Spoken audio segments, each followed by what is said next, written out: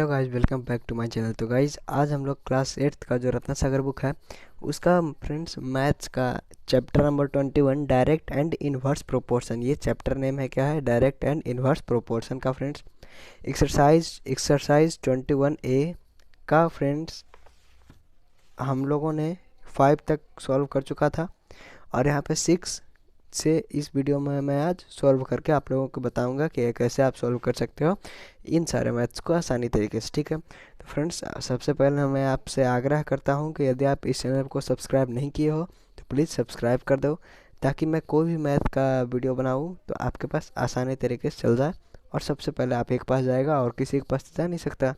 इसी के लिए आप नोटिफिकेशन भी ऑन कर दीजिएगा। ठीक है, तो आप वहाँ पे आपको आसानी तरीके से मिल जाएगा। और फ्रेंड्स आप लोगों के लिए मैंने तो प्लेलिस्ट भी बना दिया है, वहाँ पर से भी आप जाके देख सकते हो, कोई दिक्कत वाली बात नहीं होगी वहाँ पे।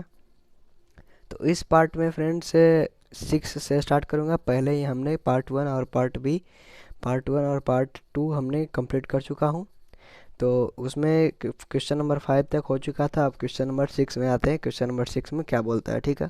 क्वेश्चन नंबर 6 में हमारा क्या कहा जा रहा है यहाँ पे, if the thickness of a pile of 18 coins is 40 mm। मतलब क्या दिया गया कि यदि 18 कॉइन का ढेर, पाइल मतलब क्या होता है, ढेर, 18 कॉइन का ढेर क्या है, 40 mm है, 40 मिलीमीटर है। तो बताइए 450 कॉइन का ढेर कितना mm का होगा। ठीक है, ये हमें क्वेश्चन में पूछ रहा था। आइए मैं आपको कॉपी पे अच्छे तरीके से समझाता हूँ कि आप इसको कैसे सॉल्व कर सकते हो। ठीक है, एक्सरसाइज 21 है, हमने यहाँ पे लिख दिया। ठीक है, क्वेश्चन नंबर क्या है, 6 है। इसमें क्या बोल रहा है कि हमारा जो 18 कॉइन का है, 18 कॉइन, इसका जो यदि हम ढेर लगाते हैं ऐसे करके, जैसे एक कॉइन इसके ऊपर रख दिए, एक कॉइन इसके ऊपर रख दिए, एक कॉइन इसके ऊपर रख दिए, एक कॉइन इसके ऊपर रख दिए, तो ऐसे ऐसे करके 18 कॉइन यहाँ पे रख दिया जाता है। तो कितना mm हो जाता है, 40 mm हो जाता है। 40 mm क्या हो जाता है, यहाँ से लेकर के यहाँ तक का डिस्टेंस क्या होता था, 40 mm हो जाता है। ठीक है, तो अब क्या पूछता है कि यहाँ पे यदि हम 450 कॉइन रख देंगे, यदि हम यहाँ पे 450 कॉइन रख देंगे तो हमारा कितना mm यहाँ पे मोटा हो जाएगा। ठीक है, ये जो हाइट पूछ रहा है, हाइट, इसको आप हाइट भी बोल सकते हो, इसको आप पाइल भी बोल सकते हो, पाइल या फिर हाइट आप कुछ भी बोल सकते हो, उसमें कोई दिक्कत नहीं होगी। ठीक है, पाइल या फिर हाइट, पाइल मतलब हो गया ढेर और यहाँ पे हाइट मतलब हो गया ऊंचाई। लेकिन यहाँ पे ऊंचाई और पाइल तो इस संदर्भ में तो एक ही बात हुआ। तो यहाँ पे सबसे पहले आपको क्या करना है कि 18 कॉइन का मोटाई कितना है, 40 मिलीमीटर है। तो यहाँ पे आपको क्या करना है, जब 18 में है तो यहाँ पे सबसे पहले एक कॉइन का निकाल लेना है। एक कॉइन का कितना होगा, 40 है 18 का, तो 1 कॉइन का कितना होगा, 40/18 हो जाएगा। ठीक है, तो अब हमें कितना का निकालना है, 450 कॉइन का। तो अब हमें क्या करना पड़ेगा, यहाँ पे 450 कॉइन के लिए हमें क्या करना पड़ेगा फ्रेंड्स, 450 कॉइन्स के लिए हमें इसमें से मल्टीप्लाई करना पड़ेगा। क्यों मल्टीप्लाई करेंगे, क्योंकि यहाँ पर तो 1 कॉइन ही है। देखिए यहाँ पर 18 कॉइन का इतना है, 1 कॉइन का इतना है, तो यहाँ पे 450 कॉइन का पूछा है, तो इतना इंटू 450 करेंगे। एक कॉइन का जितना होगा उतना इंटू 450 करेंगे, जितना निकालना रहेगा उतना गुना करेंगे। तो यहाँ पे क्या हो जाएगा, यहाँ पे आपको कैलकुलेशन करना है, सिंपल कैलकुलेशन है। यहाँ पे 2 से काटेंगे तो यहाँ पे 9 आएगा, यहाँ पे 2 से काटेंगे तो 2 2 जा 4, 2 2 जा 4, 2 5 जा 10, यही काटेगा। और यहाँ पे कोई काट तो नहीं सकते, 9 2 जा 18, 4 5, हाँ यहाँ पे कट जाएगा, 9 से ये कट जाएगा, 9 2 जा 18, तो यहाँ पे क्या बचेगा, 4 5, 9 5 जा 45, तो क्या बचेगा 40 इंटू 25, यही हो गया तो कितना हो जाएगा, 25 चौक 100, तो यहाँ पे 1000 हो गया। ठीक है, 425 इंटू 4 क्या होगा, 1000, मतलब सॉरी यहाँ पे क्या होगा 100 और एक जीरो है तो क्या हो जाएगा 1000। ठीक है, क्या हो जाएगा 1000 हो गया, क्या हो गया 1000 ठीक है, 1000 हो गया इसका आंसर। ठीक है, लेकिन फ्रेंड्स आपका आंसर तो यहाँ पे दे रहा होगा, कितना दे रहा है, 100 सेंटीमीटर। ठीक है, तो आप यहाँ पे 100 सेंटीमीटर लिखो या फिर यहाँ पे 1000 मिलीमीटर लिखो, इसमें कोई फ़र्क वाली बात नहीं है, क्योंकि यहाँ पे क्या होगा 10 mm is equal to 1 centimetre होता है। तो यदि हम इसको 10 से डिवाइड करेंगे तो क्या आ जाएगा, ये 100 आ जाएगा। ठीक है, तो ये आपका आ जाएगा।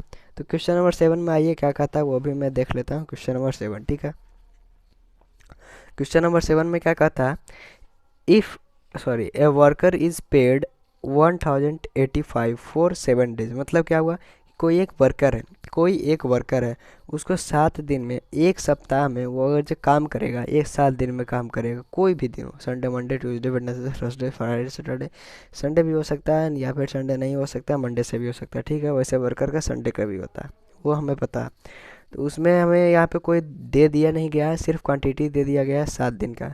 7 दिन में कितना, 1085 रुपये एक वर्कर को मिलता है। तो उसको 13 दिन ही वर्क करना है, तो 13 दिन में उसको कितना पैसा मिलेगा वो हमें बताना है, ठीक है। तो जो भी गिवन है वहाँ पे हमें कॉपी पे लिख लेना है। सबसे पहले मैं कॉपी पर लिख देता हूँ जो भी गिवन है। यहाँ पे 7 नंबर बन जाएगा। यहाँ पे हमारा 7 नंबर में कितना रुपीज़ है, 7 दिन में हमें कितना रुपीज़ मिलता है, 7 दिन में हमें ₹1085 हमें मिलता है। तो हमें क्या करना पड़ेगा, सबसे पहले 1 डे का निकालेंगे। 1 डे का कितना होगा, 1085, ये 0 है, डिवाइडेड बाई 7, ये करना होगा हमें एक दिन का सैलरी निकालने के लिए या फिर वेज निकालने के लिए, ठीक है। उसके बाद फिर हमें कितना पूछा है, 13 दिन का, हमें 13 डेज का पूछा है।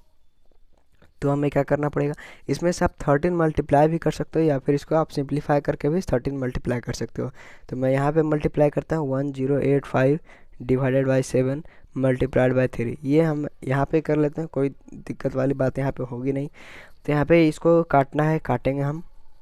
7 1 जो 7, 3 8 बचा, 7 5 जा 35, 3 5 बचा, 7 5 जा 35। तो कितना हो गया, 155 इंटू 3, इतना रुपया हमें आ जाएगा। तो 5 3 जा 15, 1 इन हैंड, 5 3 जा 15 एंड 1 16, 1 इन हैंड आया अगेन, 3 एंड 1 4। इतना रुपया हमें कितना मिलेगा।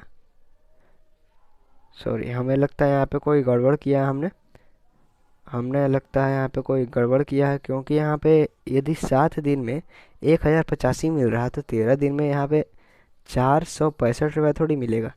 मैं एक बार फिर से एक बार कैलकुलेशन को रीचेक कर लेता हूँ। सॉरी, यहाँ पे हमने 3 किया है, यहाँ पे 13 होगा, यहाँ पर भी 13 होगा।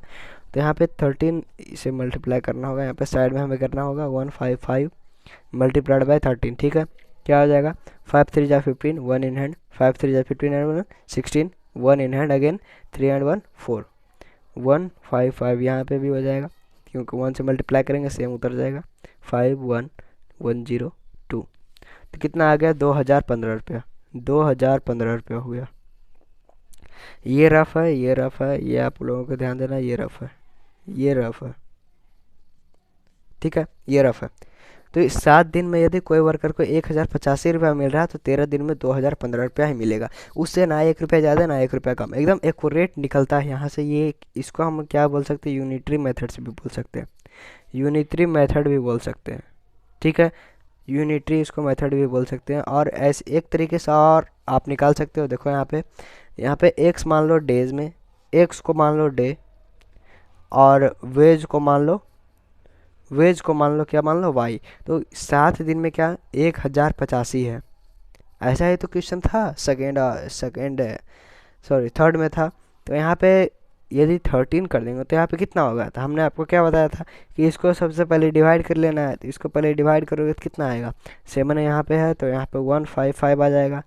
तो यहाँ पे 1 है, यदि आप 13 से मल्टीप्लाई कर रहे हो तो इसको भी तो आप 13 से मल्टीप्लाई करोगे, तभी तो यहाँ पर इसका वैल्यू निकलेगा। तो यहाँ पे 155 इंटू 13, ये भी आप निकाल सकते हो। ये एकदम डायरेक्ट तरीका है, दोनों तो ही आसानी है, लेकिन आप जिससे चाहो वैसे बना सकते हो। ये अनदर मेथड है, क्या है, अनदर मेथड है।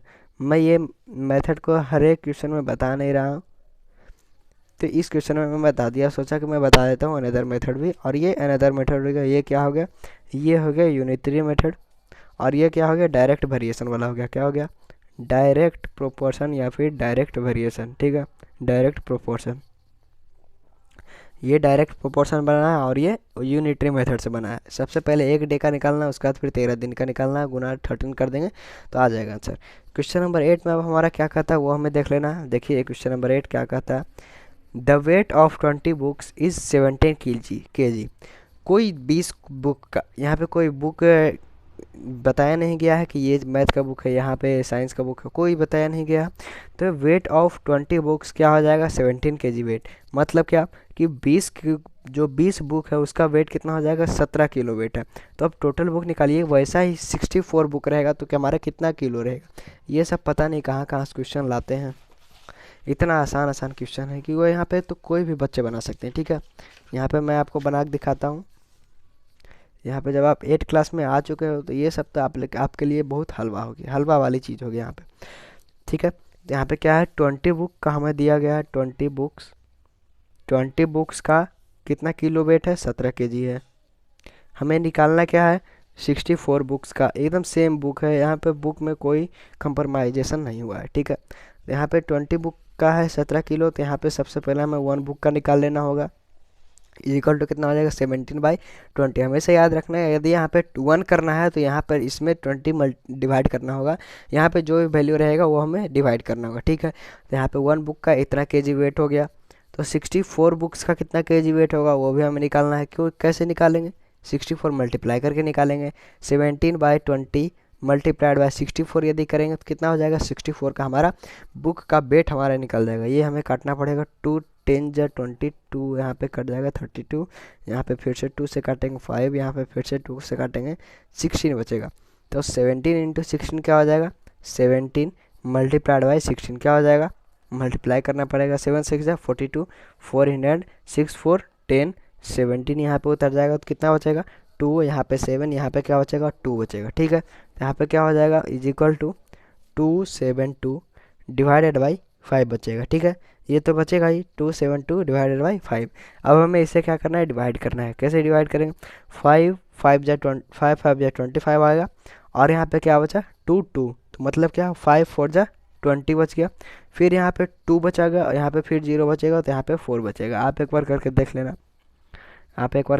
लेना, हो सकता है मेरे से गलती हो गया होगा, तो आप लोग एक बार करके देख लेना। यहाँ पे कैलकुलेशन में मिस्टेक हो सकता है, यदि नहीं है तो नहीं है, ठीक है। यहाँ पर कैलकुलेशन में ही मिस्टेक हो सकता है, यदि कैलकुलेशन में मिस्टेक नहीं होगा तो नहीं होगा, ठीक है। तो यहाँ पे क्या आंसर हो जाएगा, 54.4 केजी वेट। आप ऐसे भी निकाल सकते हो, मैं वो वाला डायरेक्ट वेरिएशन वाला फॉर्मूला फिर से बता देता हूँ, डायरेक्ट प्रोपोर्शन वाला, ठीक है।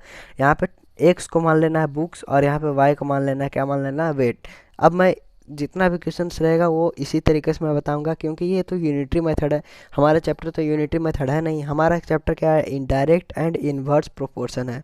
डायरेक्ट एंड इन्वर्स प्रोपोर्शन है हमारा चैप्टर का नाम। तो हमें यूनिटरी मेथड से हमें नहीं बनाना चाहिए, हमें क्या चीज़ से बनाना चाहिए, हमें डायरेक्ट एंड इन्वर्स प्रोपोर्शन से बनाना चाहिए। तो आगे का जो भी क्वेश्चन होगा मैं इसी तरीके से बताऊंगा। देखिए मैं आपको कैसे बताता हूँ। एक्स को क्या मान लेना है, बुक्स मान लेगा, नंबर ऑफ बुक्स, और वाई को क्या मान लेना है, वेट ऑफ बुक्स, ठीक है, वेट ऑफ बुक्स, ठीक है। यहाँ पे एक कॉलम बना देना है, रो या कॉलम कुछ भी हो, हमें उतना पता नहीं है। यहाँ पे 20 बुक्स हो गया, यहाँ पे 17 केजी हो गया, ठीक है। अब हमें क्या करना है, 64 बुक्स का किलो निकालना है, कितना किलो का होगा, तो यहाँ पे 64 कर देंगे, ठीक है। अब हमें क्या करना है, हमें यहाँ से डिवाइड करना होगा। यदि नहीं डिवाइड होता है तो हमें जितना मल्टीप्लाई यहाँ पे हुआ है उतना ही मल्टीप्लाई हमें यहाँ भी कर देना है, निकल जाएगा। देखिए मैं यहाँ पे करके दिखाता हूँ, यहाँ पे कितना मल्टीप्लाई हुआ वो कैसे निकालना होगा। तो यहाँ पे 64 डिवाइडेड बाई 20 करना होगा। यहाँ पर 20 से तो कट नहीं सकता, तो हम डेसिमल में ही काटेंगे। 23 जा क्या हो जाएगा, 60, यहाँ पे 0.2 हो जाएगा, 3.2 से मल्टीप्लाई करेंगे तो यहाँ पे 6.4 आएगा। तो यहाँ पर भी क्या चीज़ से मल्टीप्लाई करना पड़ेगा, 3.2 से। तो यहाँ पे 17 और 32 को मल्टीप्लाई करेंगे, फिर लास्ट में पॉइंट यहाँ पे लिख देंगे, ठीक है। 7 2 जा 14, 1 इन हैंड, 7 3 जा 21 एंड 22, यहाँ पे 32, यहाँ पे क्या बचेगा, 4 4 5, तो यहाँ पे क्या होगा, 54.4। ये हो गया डायरेक्ट प्रोपोर्शन से, और ये हो गया क्या होगा, यूनिटरी मेथड से हो गया, ठीक है, यूनिटरी मेथड से हो गया, ठीक है। ये यूनिटरी मेथड और ये डायरेक्ट एंड इन्वर्स प्रोपोर्शन से हमारा हो गया। डायरेक्ट प्रोपोर्शन हमें कैसे पता है, क्योंकि जितना जैसे ही बुक बढ़ेगा वैसे ही वेट भी बढ़ेगा। लेकिन यहाँ पे कोई वर्कर वाला बात आ जाएगा, ये वर्कर इतना दिन में वर्क करेगा, ये वर्कर इतना दिन में वर्क करेगा, तो वहाँ पे क्या लगेगा, इन्वर्स प्रोपोर्शन लगेगा। ये कैसे बना, direct proportion, DP direct proportion, ठीक है। तो फ्रेंड्स इस पार्ट में मैं 9 को इंक्लूड नहीं कर सकता हूँ, इसी के लिए मैं अगले पार्ट में 9 को इंक्लूड करूँगा, क्वेश्चन नंबर 9। अगले पार्ट में फ्रेंड्स मैं क्वेश्चन नंबर 9 10 और 11 को सॉल्व करूँगा। हर एक पार्ट में मैं 3 अभी क्वेश्चन को लेकर चल रहा हूँ। तो फ्रेंड्स यदि आपको ये इतने सारे क्वेश्चन में बताएं, 3 क्वेश्चंस बताएं, यदि आपको 3 में से कोई एक भी अच्छी तरीके से समझ में आ जाता है फ्रेंड्स, तो आप कमेंट करना और बताना कि कौन सा क्वेश्चन आपको समझ में आया अच्छे तरीके से, ठीक है friends. Thank you for watching this video. And यदि आप इस चैनल को सब्सक्राइब नहीं किया फ्रेंड्स तो प्लीज़ प्लीज़ प्लीज़ सब्सक्राइब कर देना और इस वीडियो को भी लाइक कर देना, ठीक है। Thank you for watching this video again.